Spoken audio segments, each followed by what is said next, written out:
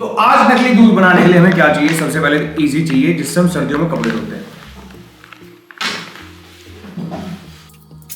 तो अगला चाहिए हमें यहाँ पे दूध, इसको मिक्स करना है क्योंकि जब नकली दूध बनता है तो ऐसे ही बनता है अनहाइजीनिक। तो मैं भी इसमें बिल्कुल अनहाइजीनिक तरीके से ही बनाऊंगा इसको। तो आधा ग्लास रिफाइंड अब मैं इसके अंदर डाल रहा हूँ, थोड़े थोड़े करके डालना। अब देखो जो सफेद था ना उसमें हल्का सा पीलापन आएगा। रिफाइंड ऐड करने से क्या हो रहा है, यहाँ पे जो झाग थे ना वो कम हो रहे हैं, तो थोड़ा सा रिफाइंड और ऐड कर रहे हैं हम। अब हम प्रोफेशनल है नहीं, हम भाई नकली दूध तो देते नहीं है ना, हम बनाते पहली बार हम कर रहे हैं। तो मुझे जैसा लग रहा है मैं वैसे कर रहा हूँ, क्योंकि झाग मुझे कम लग रहे थे कि रिफाइंड डालने से झाग कम हो रहे हैं, तो हमने रिफाइंड थोड़ा सा और डाल दिया। तो अभी झाग मुझे थोड़े से कम लग रहे हैं पहले से। अब इस मोमेंट पे हम ऐड करेंगे इसमें 500 ml पानी में ग्लूकोन डी। ये ग्लूकोन डी है, ये ग्लूकोन डी का पाउडर पानी।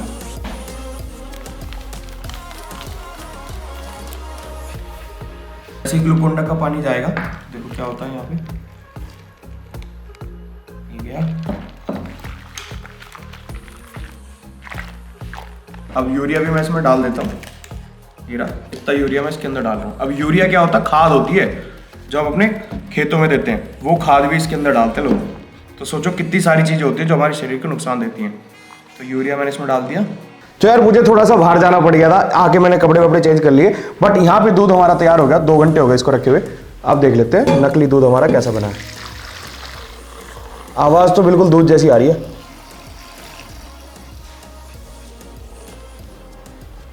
हाँ थोड़े से हम प्रोफेशनल कम रह गए, यहाँ पे झाग ज़्यादा हो गए, कोई बात नहीं।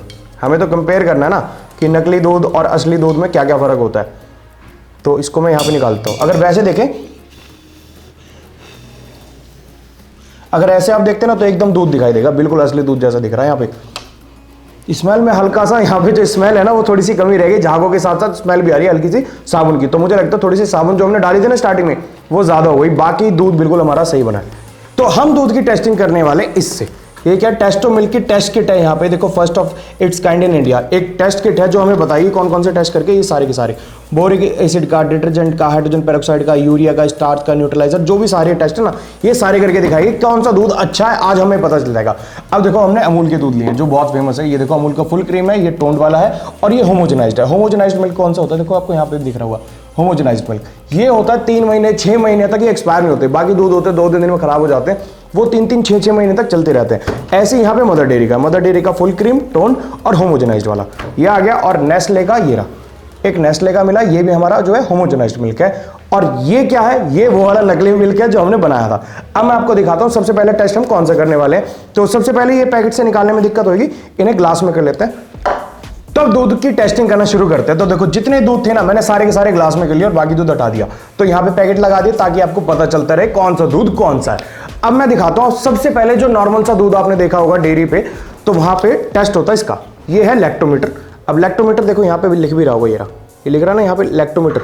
अब लैक्टोमीटर क्या होता है, स्पेसिफिक ग्रेविटी पे टेस्ट होता है। जब पानी है, देखो इसमें पूरा का पूरा पानी है तो 0 पे जाना चाहिए। देखो इसमें रीडिंग है, ये रहा 0 है, ये है, और यहाँ पे 30 पे लाल बना हुआ है, यानी जो मिल्क है उसकी रीडिंग इतनी आनी चाहिए। तो पहले ये वाला टेस्ट करते हैं। देखो पानी में डाल रहा हूँ,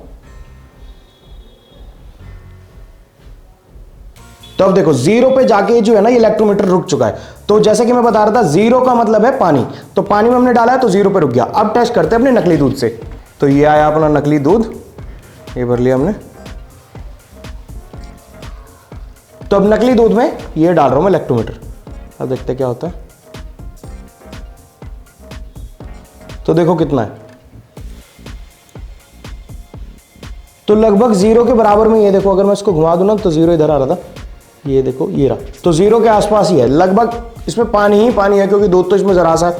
तो जब इतना ज्यादा पानी है तो लैक्टोमीटर पूरा का पूरा यहाँ पे 0 शो कर रहा है। अब ये वाला दूध डालते हैं मदर डेयरी टोन्ड मिल्क में, देखते हैं कितना है। ये नया लैक्टोमीटर मैं इसके अंदर डाल रहा हूँ, मेरा रीडिंग अभी आ जाएगी। ये देखो जो पानी में और इस वाले दूध में नकली में 0 पे जा रहा था वो 30 से नीचे रह गया। अब देखो, देख रहे हो आप, लाइन जो है दूध के ऊपर आ रही है।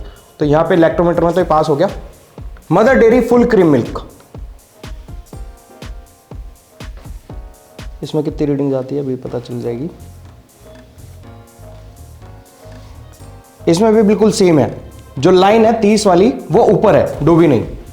तो इन सब दूध का तो सेम आने वाला है, इसलिए हमने लिया अब की बार ये नेस्ले का होमोजेनाइज्ड मिल्क। अब इसमें देखते हैं कुछ फर्क आता है या नहीं आता।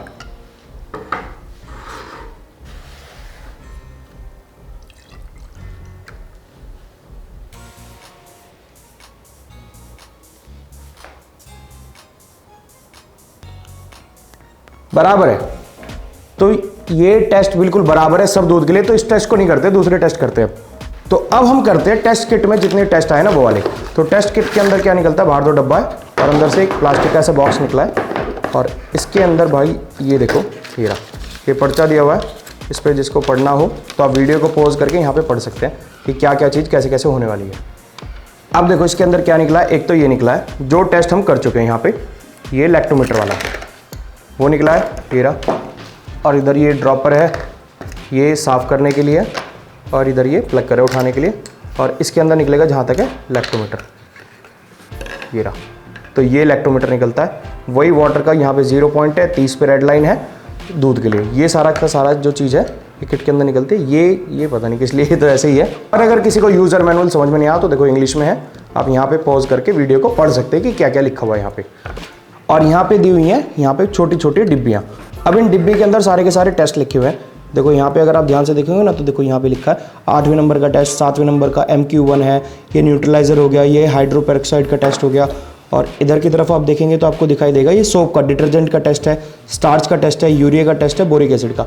मतलब हमने यूरिया ऐड करा है, यहाँ पे स्टार्च ऐड हुआ है थोड़ा सा, और हमने डिटर्जेंट ऐड करा। वो सारा का सारा नकली दूध में जो जो ऐड करा ना वो सारे रिजल्ट हमको इसमें मिल जाएंगे। तो इसमें हम डाल देते हैं सब कुछ। तो ये क्या था यार, ये जो है ना ये फूटी हुई निकली, यहाँ पे हमारा दूध बिखर गया, तो बेकार है। अब हम यहाँ पे ग्लास यूज करेंगे।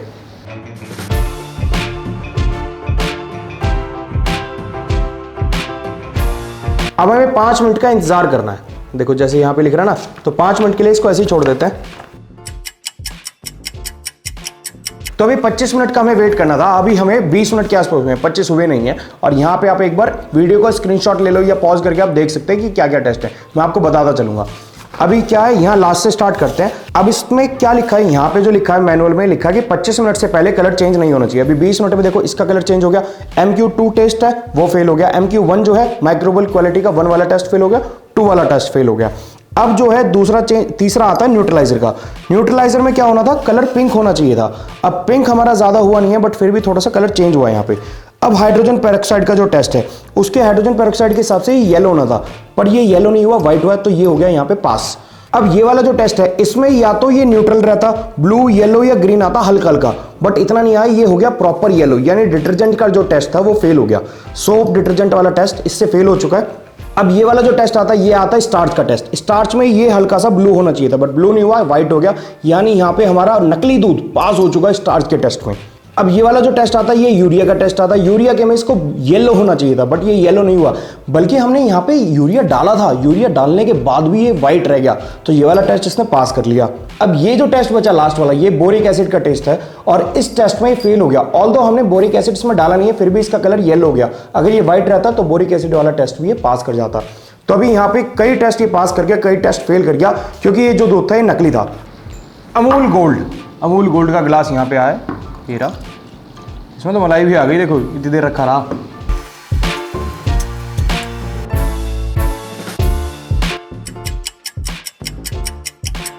तो यार ज्यादा फर्क तो यहाँ पे नहीं आया हमें। 20 मिनट हमने वेट करा, कुछ नहीं हुआ। 25 मिनट वेट करा, कुछ नहीं हुआ। 25 से थोड़ा सा फालतू जाते ना, देखो यहाँ पे आपको हल्का सा कलर दिखाई देगा, बट यहाँ पे जो लिख रहा था कि 25 मिनट के बाद होता है तो मिल्क में कोई दिक्कत नहीं है। तो 25 मिनट के बाद यहाँ पे असर आया, तो मिल्क बिल्कुल ठीक है, दूध यहाँ पे बिल्कुल बढ़िया है, कोई दिक्कत नहीं है। इसमें भी बहुत नॉर्मल सा फर्क है, बट 25 मिनट के बाद फर्क आ रहा है, तो यानी कोई दिक्कत नहीं है। बाकी सारे के सारे जितने आप देखेंगे ना आपको बिल्कुल वाइट दिखाई देंगे।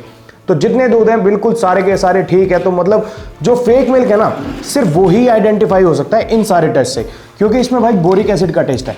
ये वाला जो टेस्ट है ना, ये बोरिक एसिड का है। अब किसी भी दूध में भाई बोरिक एसिड तो कोई मिला नहीं से रहा, और जितनी ये कंपनी के दूध है इसमें यूरिया भी नहीं मिलेगा आपको, क्योंकि यूरिया भाई खाद में यूज होता है या नकली दूध में। स्टार्च भी नहीं डाला जाता दूध में, स्टार्च क्योंकि आलू वगैरह में आपने देखा होगा वहाँ होता है, या अरारोट में होता है, कॉर्न स्टार्च होता है, उस सब में होता है। दूध में कभी स्टार्च नहीं मिलेगा। और सोप डिटर्जेंट का तो मतलब नहीं है, क्योंकि भाई साबुन तो ये मिला नहीं रहे। फिर आता है हाइड्रोजन पेरोक्साइड। अब हाइड्रोजन पेरोक्साइड तो यार एक केमिकल एजेंट है, वो तो यहाँ पे कोई मतलब नहीं बनता उसका। न्यूट्रलाइजर शायद यहाँ पे हो सकता है, बट न्यूट्रलाइजर में भी हमें कुछ दिखाई नहीं दिया। न्यूट्रलाइजर शायद इसलिए हो सकता है क्योंकि जितने हमने केमिकल अगर ऐड करते नकली मिल्क में तो इसकी जरूरत पड़ती। और भाई ये जो है मैं माइक्रोबियल क्वालिटी का, इसमें भी मुझे कोई फर्क दिखाई नहीं दे रहा। तो जितने ये दूध है ना, सारे के सारे दूध ठीक है, दूध में कोई दिक्कत नहीं है, बट ये जो नकली दूध हमने बनाया था इसमें थोड़ी सी कमी है। बट अभी देखोगे आप तो आपको एकदम सही दिखाई देगा। और रही बात टेस्ट की, अगर मैं टेस्ट करके आपको डिफरेंस बता सकूं, अगर फैट का कोई टेस्ट आता ना तो शायद हमें रिजल्ट मिल जाते, बट अभी तो कोई टेस्ट हमें रिजल्ट मिल नहीं रहा। तो अभी सिर्फ टेस्ट करके मैं आपको बता सकता हूं। नॉर्मल जैसा दूध होता है, बिल्कुल नॉर्मल। ये